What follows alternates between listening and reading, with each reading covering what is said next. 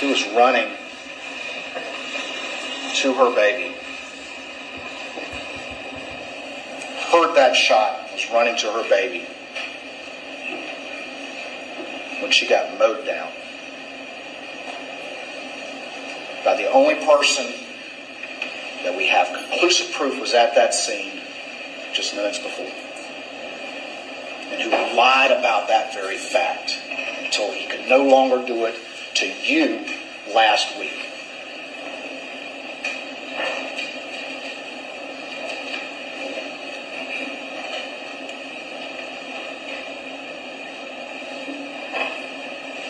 And I told you he went down there in the golf cart. We'll talk about this a little bit, but they had their expert come up here with the 5'2" people and all the rest of it.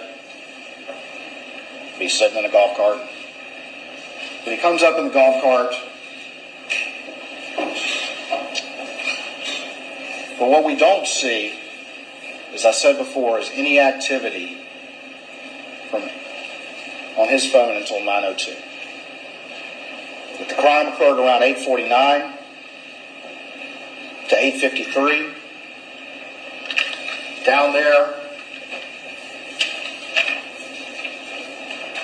at the feed room, State's Exhibit 516.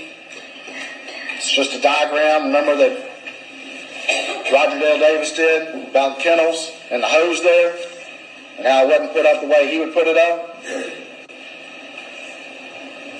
If you're going to wash off real quick, what better place to do it? The water, the pictures of the water in States 199 and 190. It wouldn't take long to strip down and wash yourself off. Get in that cart and head back to the house. And then at 9:02, the defendant over there, who wouldn't even admit until forced to that he was even at the scene, all of a sudden, he is as busy as he has ever been. 9:02 to 9:06, 283 steps. 9:03, we see the system start up on the car, and that could mean that he's close by the car. Has he returned with Maggie's phone and placed it in that car? And then what do we see from 9:02 to 9:06? Not only is he 283 steps in that 4-minute period, but he is making calls like crazy. And I asked him, I said, what were you doing? What were you doing? And even though he has a photographic memory about things that he thinks will convince you, he could not answer what he's doing during this 4-minute period that is so illustrating of what we're talking about here. That for 4 minutes, he is not only going 283 steps,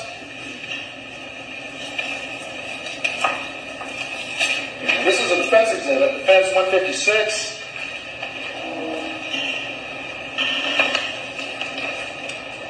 .283 steps, and they put in the distance. We heard that the distance isn't as accurate, but it illustrates the point. That's 208 meters. Meter, roughly is a yard, a little bit more, a little bit less, I don't remember. But let's say it's 600 feet. It's a lot. And he couldn't remember what he was doing. I asked him, you been on a treadmill? Were you doing jumping jacks? What were you doing at the same time you're calling all these phones? Why is he calling multiple times? We can see right here. He calls Maggie. He calls Randolph. He calls Maggie again. All of that 4-minute period where he's moving around. But he couldn't remember what he was doing. Just getting ready. Is the prosecutor, the lawyer, manufacturing his alibi? Because he knows he's got to get to Alameda quick. He's got to compress those timelines, and that's exactly why he knew to lie about being at the kennels to start with. He's got to compress those timelines so that it would convince whoever down the road that he couldn't have done it. He's got to compress them. And that's why he's doing all that right then and there. System startup. 9:05:56 in the Suburban.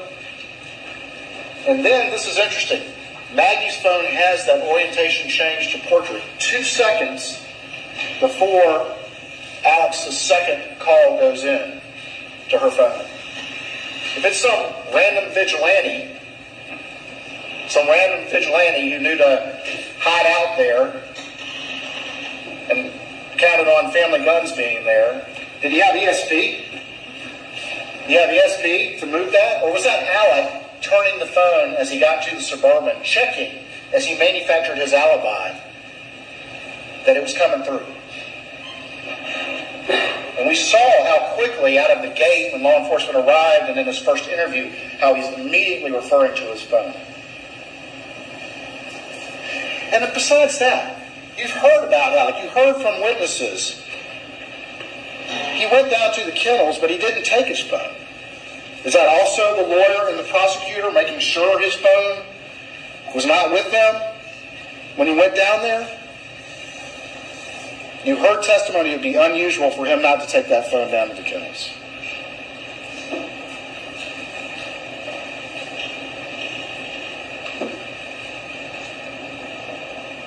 And then he gets underway. This call right here too. All those calls, all those steps, when his phone finally goes active, just minutes after he was at the scene with the victims and he lied about it and he's so busy. But let's take him at his word again. Why in the world, if he's calling her so much, if he's so busy and so concerned to call her as many times as that in a 4-minute period, why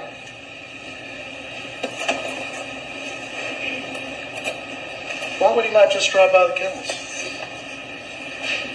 Why would he not just drive down there to say, hey Max, I'm going to Alameda. What you guys doing? Hey Paul, you want to go? Why is he so busy and making so many calls but doesn't drive the less than a minute down there to see what they're up to? Why would he not do that? And you've heard testimony from Marion. You even heard it from the defendant's own mouth about whether or not Maggie was going to go with him to Alameda, that Alec had actually asked her to come home that night, which he denies, and said in his statement that he found out later that that was the case. But you saw the text from Blanca, and you heard from Marion that Alec wanted Maggie to come home that night. He made sure of it. Malice? With all of that, why would he not just turn and drive down there? He was just there in a golf cart. Why would he not drive down there? Why is he so anxious to have missed calls with her and he was just there and not drive down there? About the same general time period that he lied to until he tried to tell you what he told you from the stand last week.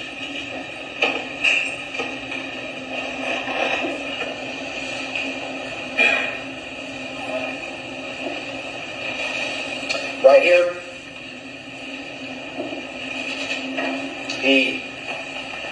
Suburban connects to the Alex's iPhone.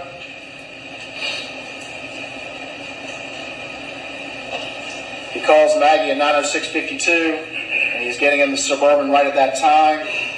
Maggie's backlight goes off from 9:07 to 9:31, and you've heard the testimony from the various experts about the backlight. And then he leaves Moselle Road at 9:07:06. All of this is fitting together. He's on the move. At 9:08:36, he's right here doing 42 miles an hour, and there's Maggie's phone location. And then 9:08:42, he's just past it. And at 9:08:58, just 20 seconds after he's almost at that location, he texts Maggie's phone and says, "Going to check on him, be right back." That text was unread. Now,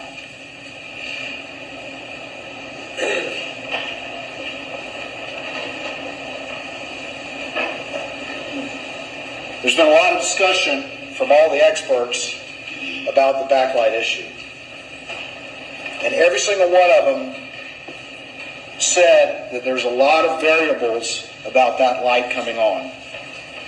Every single one of them said it's not going to record an orientation change unless that light is on. And you heard from each one of the experts about those variables and about the fact that there's no guarantee that it's going to come on or not come on. And you heard from Paul McManigal about that issue. And they cross-examined him about that and all the rest of it, but it's just a common sense determination about how iPhones work. About how they work. That raised awake feature is set for actual somebody lifting it up in the normal course. It is not set to respond necessarily to violent motion like flipping it. And every single expert testified to that. Every single one of them did. And then, besides that, you'd have to accept the fact that Alec is driving by just moments prior to that time. All of these circumstances would have to go the other way of the reasonable inferences in this case. Paul McManigal got up there and testified as to these issues and as to the fact that there's no guarantee, in fact, more likely than not, that if the phone is violently thrown or flipped or frisbeed or whatever, it's not going to light up. And that's consistent with what every other expert said.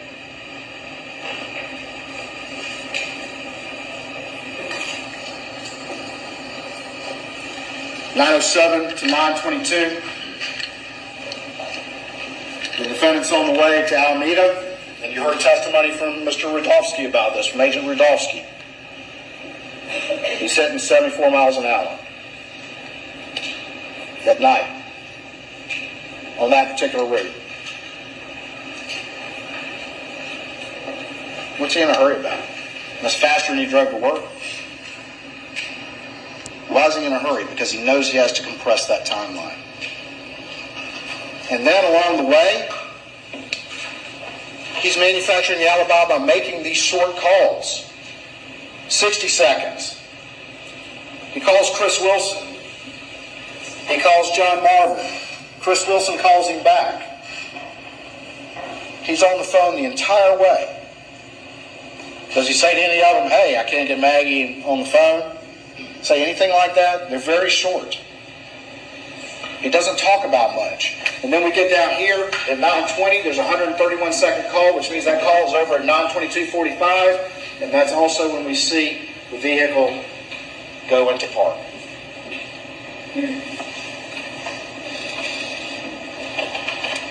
That's when we have the arrival at Alameda as well. And you heard from defense witnesses that, well, people would park around back right there. Okay. It's also, though, near these structures. There's that line right there. But what do we see? From 9:22 to 9:32, we've got 195 steps taken. We have him calling Libby Murdaugh, which would be calling the house 2 minutes later. And then from there, we have at 9:31 and 9:32, we have system startups on the Suburban, which you've heard from the experts could be from having that remote key in your pocket and walking near the car. 9:22 to 9:32 is the steps. And 9:31, you've got 2 system startups. And what did you hear from Shelley?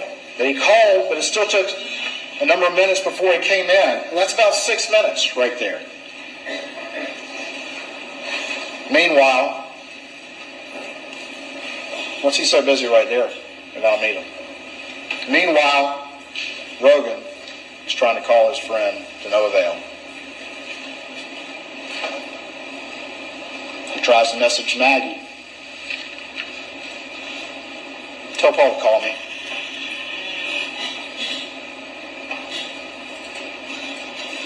Neither one of them can respond.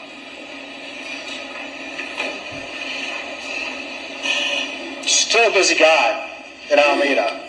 9:35 to 9:45, we got 60 steps. We also got another, at 9:36, around the beginning of that time period, another hit on the system startup. 9:36 to 9:41, down here, about a 5-minute period, we've got another hit. And then at 9:43:05, the Suburban moves out of park.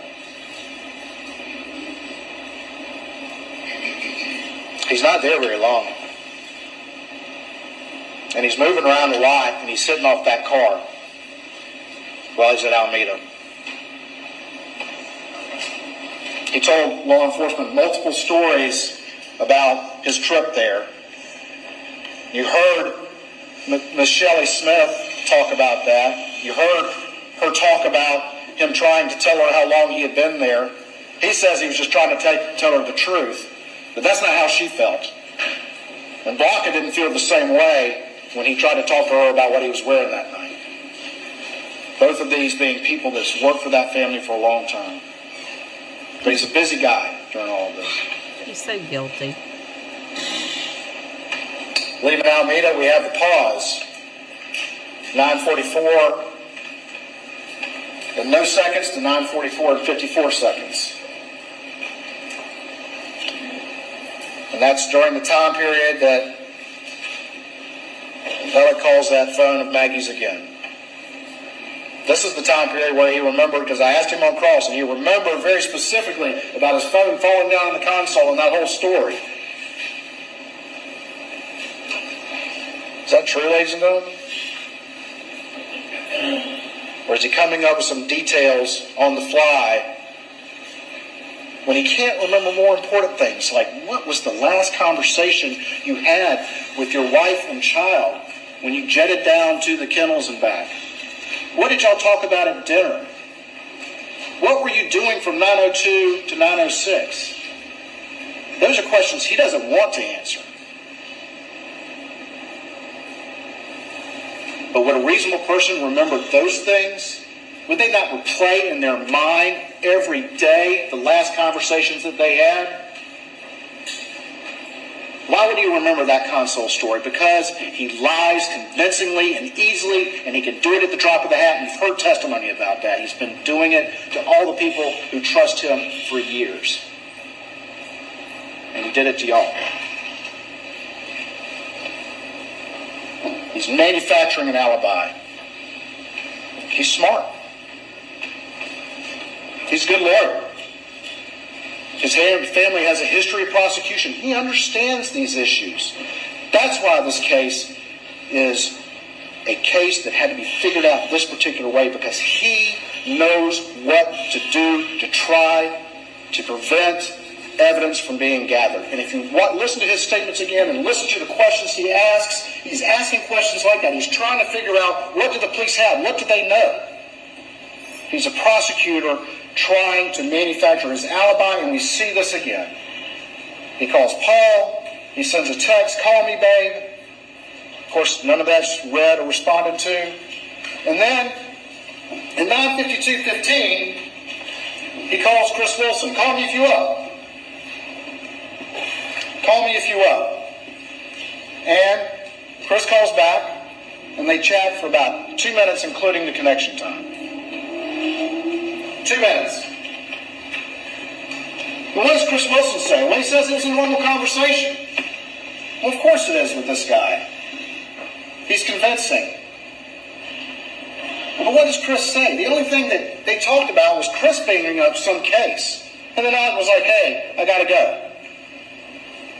I'm at Alameda." Did Alex say, "Hey, I'm trying to get home. I can't get Maggie on the phone. I've called her like 6 times. Paul won't answer either"? Did Alex say, he said, "Call me if you up"? Did he say, did Chris say that Alex said, "I got to ask you a question or let's talk about this"? No, Chris brought up some case, and it was mundane. It was mundane. It's manufacturing an alibi. He's calling anybody who will answer the phone for these short conversations. And it's one of the first things out of his mouth in the first interview. "Look at my phone. I called this person, I called this person, I called this person, I called this person."